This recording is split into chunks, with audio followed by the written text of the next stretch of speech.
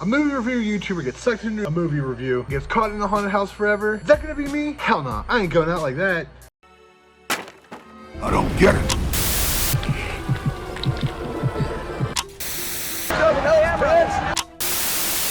Hi, I'm Tom Savini, and you're about to watch Terror Reels. The best thing out of Pittsburgh since Clemente with the Pirates.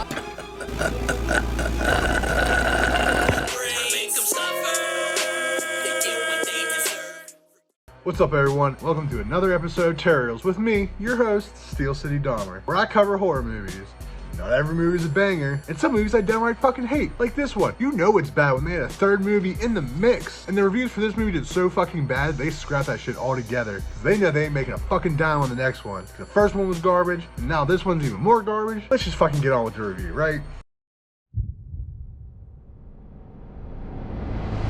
This movie starts off with a bunch of movie turds reviewing this movie for their own YouTube channel. I only call them turds because they ain't me, they don't have any production value in their videos. This is also where we get the star of our movie, Alex, played by Richard Harmon, who's a film student, who's also a movie reviewer on YouTube, and he hated Grave Encounters just as much as I did. I think I'm gonna give this film, Grave Encounters, a pass.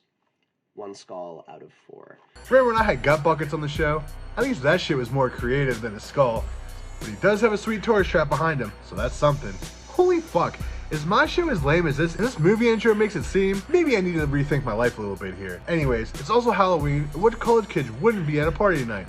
Well, Alex, because he gets caught jerking off in his dorm. He's really missing out because this party has everything. Chicks making out, a Michael Jackson impersonator, and even has Osama bin Laden. Well, his store friend who busted in on him jerking off gets him to put a dress and a wig on and gets his lame ass to the party. We cut over the next morning where a hungover and embarrassed Alex is going through his comments on a video he just dropped. That's your first mistake. You never read the comments, because those comments are always trash. He also gets a video response from Death Awaits. Remember that shit that should have been Hell Awaits from the first movie? And it's our buddy Lance, and he's stuck in the hospital.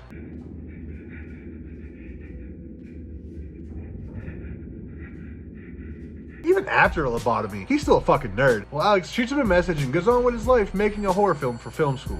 This movie's dumb as fuck, and while they're filming on set, he gets a message from Death Awaits that's only coordinates. As you could have guessed, it's coordinates to the old Collingwood Psychiatric Hospital. We think that's not the real name of the hospital, but what did you expect? Hollywood is fake as fuck, but the history of the hospital is real. Built at the turn of the century, crazy doctors, lobotomy, all that shit. It's all real. It all happened. He's been trying to get a hold of anyone who's been a part of the movie and couldn't find much, and he even starts asking YouTube for help. Death Awaits sends him a tip.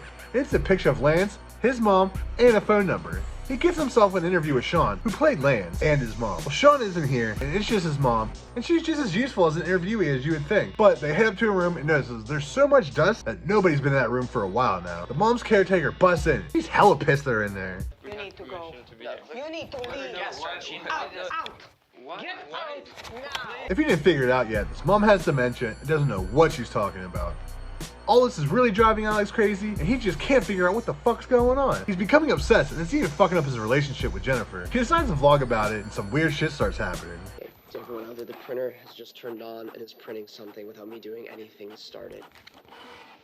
Great, now even the internet's haunted, because now his printer is starting to print out some shit on its own. It's a call sheet from the music video that had the film editing turd from the beginning of the first Grave Encounters movie. Alex hops on the next flight, goes out, and he meets up with Jerry to see if he can get any information out of him. I know about Grave Encounters. I know what the fuck you did. Get him out of here. What the fuck you do? Not surprised, Big Jerry doesn't give up any information. 2 o'clock, Alex will fucking be there. Alex puts on a hidden camera and goes up to meet with Jerry. Jerry tells Alex that the footage is real, but ain't nobody can do shit because there isn't a body, and Lance is only a missing person. Now, full-grown adult can go missing if they want to. Jerry's a giant scumbag, but he isn't a director in LA, so it comes with the territory, I guess. This pushes Alex in his curiosity and wanting to make a movie to the next step, and he's gonna get to the bottom of this and film it all. Sounds pretty standard for a YouTuber. He also gets a message from Death Awaits again, saying that he lives next to the hospital and wants to meet him and his team of vloggers. They agree and head out. Ladies and gentlemen, welcome to Vancouver. They get across the border and reach a familiar hospital. They pull up to go inside, but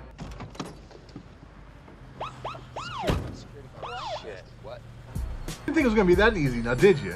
After a rough interaction with a security guard, they get to a hotel and figure out their game plan.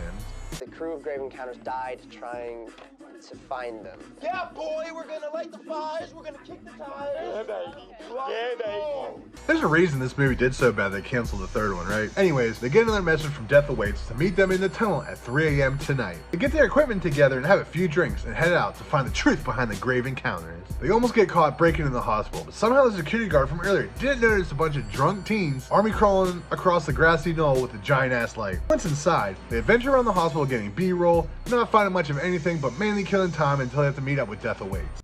Later tonight, we'll be meeting up with an anonymous source known only as Death Awaits, who first tipped us off.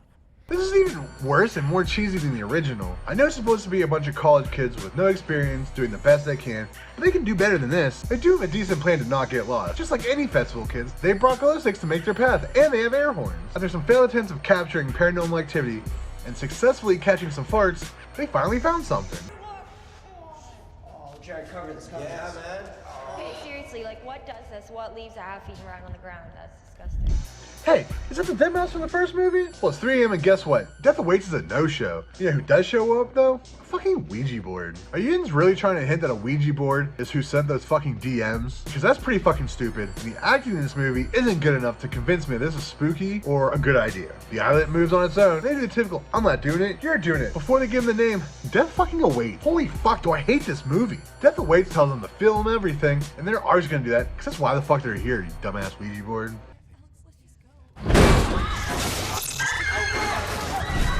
They get the fuck out of that room and push a table against the door and continue to freak out, and the door starts to fight back and...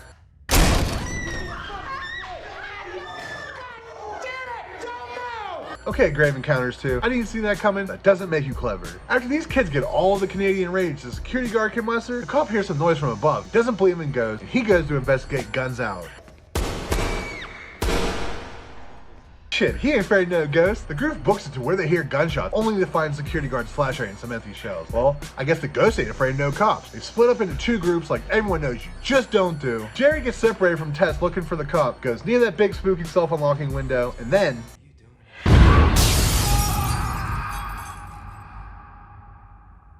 Look, that would suck. There's been nothing that makes me give a fuck about any of these characters in this movie. Tess starts bugging out and even blows her shitty air horn. They watch the footage they get from the static camera and really start bugging out. They decide to get the fuck out of there and start following the exit sign. Over at Terror's, this isn't our first rodeo. We know they ain't gonna find an escape. They didn't get to that building map again. We know that shit won't help either. Alex knows this shit ain't gonna help, and his nihilism starts to sink in. They stumble into the kids' ward of this mental hospital.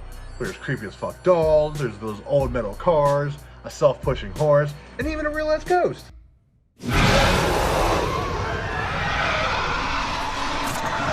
Fuck that. Drop kick her in the face and get the fuck out of here. Well, they don't, and she does that weird face morph shit and begins to chase them floating in their tracks. Tessa books down the hallway a few steps in front of the group and... Tessa! What the fuck? Where is she? That horn won't save you now, Tessa. Neither will that flashlight. That's why the ghost knocked the shit out of your hand and knocked you on your ass. She finds a static camera and grabs it to document her every step. She gets into a hall filled with doors, and I guess that probably won't mean anything.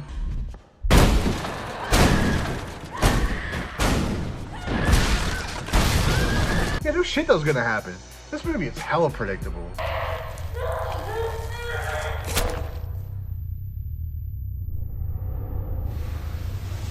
Once again, I don't care for anybody in this fucking movie, but her death means nothing. Nothing, I tell you. Well, it's just the original team now. They hear a noise and the building seems to be shaking. And everyone is scared, but Alex mans up and tries to calm everyone down. They continue to push on through the hospital. They see a light flickering from the room. And gee, I wonder what that could be. Well, I guess that's where the security guard went. Even though this building has zero power, they fried that pig. They did pull the plug of this machine before going to see if he's alright. I guess he was fucked then, so he's double fucked now. I guess the exit isn't in that room. They continue on and find a window with the security grate peeled back in the corner a bit. They surprisingly get it off. Think they're gonna jump? This is literally like every local haunted house to I've ever been to. They get chased by the giant ghost monster. Right as they get outside, the monster just bursts into ashes when he reaches the door. I get it because the creature's like trapped in the building or whatever, but it's really just because making this ghost actually do something like interact with shit on set more than once would have at least doubled this movie's budget, and they can't have that. But hey, at least they find Jared. Jared!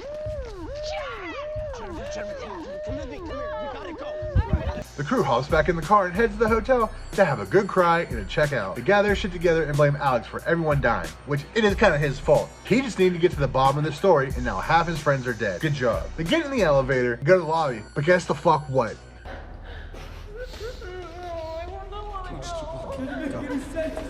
That's exactly how I felt through this whole fucking movie. But yep, this building isn't gonna let them go that easily. Now they're stuck in the tunnel.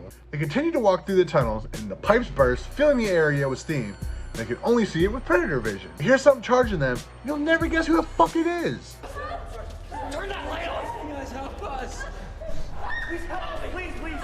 Holy fuck, it's Lance. I guess that motherfucker survived. They crawl through the air vents like McClane and Die Hard, and end up in the crazy ass nests that Lance has been living in for the past 9 years, surviving on gut rats. But for some reason, Lance only thinks he's been here for 9 months. Because the place has him, or because the haunted house has him, he's crazy as fuck. Ghost time is a motherfucker. He's been drawing a pussy door with carvings in his own blood on the wall. He tells them it's the door to escape, and then we flash over to the actual door. It's all chained up, and he's been through every door in the building except for this one. Alex tells him he had bolt cutters, but they lost the bag in the room where we saw the tub ETC in the first movie. Trevor thinks this shit's fucking bonkers though. This is fucking crazy. It's just a freestanding door. It doesn't fucking lead anywhere. Alex, this isn't Narnia. No. Good one, Trevor. That's not enough for me to give a fuck about you. Lance has a map though, and he's thought a lot about this, I guess, but he's sure his freestanding pussy door is the only way out of this hospital. They're a bunch of fucking dummies. They go back in the hospital, try to get the bolt cutters, and almost immediately Lance brings them to a dead end.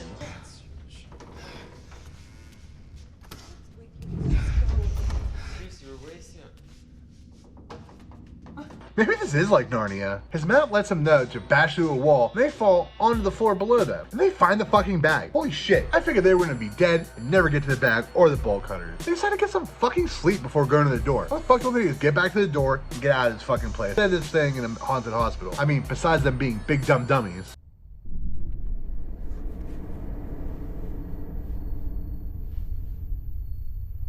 Oh, for this goofball shit. I guess films him while they're sleeping, just to fall back in the bag before anyone wakes up. Well, Trevor's the first one who wakes up, and goes to make a Blair Witch style goodbye video to his parents. In the bathroom, no less. Classy Trevor. Well, of course he hears something in the bathroom. But this time, it ain't no ghost. John, you scared the shit out of me. What do you want? Well, It's a crazy Lance. Lance chokes Trevor to death before a ghost grabs the camera and starts floating it around Lance. Lance blames the ghost for choking Trevor. You know, we just watched him kill Trevor. Alex and Jen film themselves finding Trevor and go on about how Lance stole their shit, which Jen's kind of had to have seen coming. He did leave a map though, so this is not like the Blair Witch Project, because no one kicked that shit into a river. They figure out where they are and decide to beam them to the free floating pussy door. All while Lance is busy cutting Grave Encounter promos. I'm Lance Preston, and welcome to another episode of Grave Encounters. Lance makes it to the door and cuts the chain. Guess what's not on the other side of that door? That's right, freedom.